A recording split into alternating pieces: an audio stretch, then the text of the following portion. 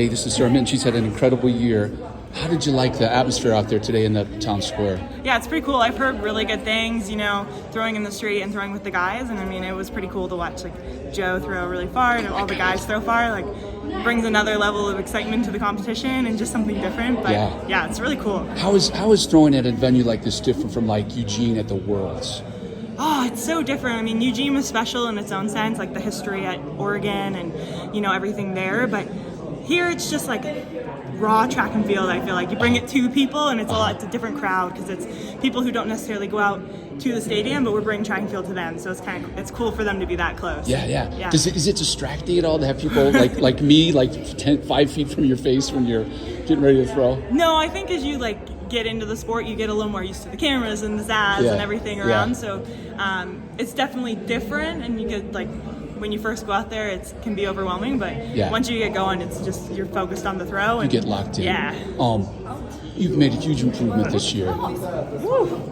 Hi, Bonnie.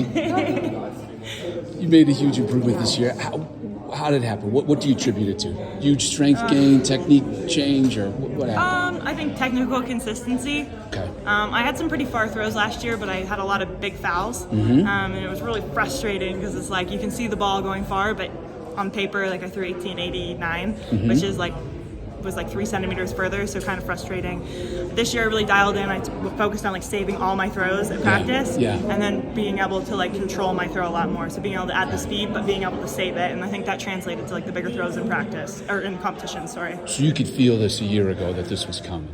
Yeah, I mean, we saw a glimpse of it. I think I had the furthest throw that I can remember last year would be approximately a 19.4. Okay. So that would have been a big PB for me at the time, but it looks on paper that I PB'd by a ton. Yeah. But I think it just wasn't quite locked in last year, and I think this year we really dialed in, and I got the most out of it. What's the next step? Right now, off season.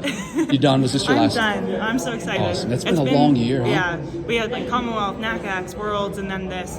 I felt like I did a whole season before the Diamond League season really began. So I'm excited. Ready for a break. Yeah. And then next year, you feel like you can refine your technique more? Yeah, I think so. On both of my 20-meter throws, I kind of lost them out the right. So I felt like I knew they were good, but I didn't quite hit them the same way I hit the ball. So I'm excited to be able to, figure it out and play around in that zone a little more. Physically, you're already capable of going over 20 meters. Oh, I think so. Yeah. I think if I can get everything lined up, it'll be big.